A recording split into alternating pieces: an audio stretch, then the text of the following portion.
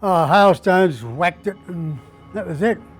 Same as the car, roof, and got a bit of damage, so had to wait till Broken Hill got some insurance to come along and put another roof on.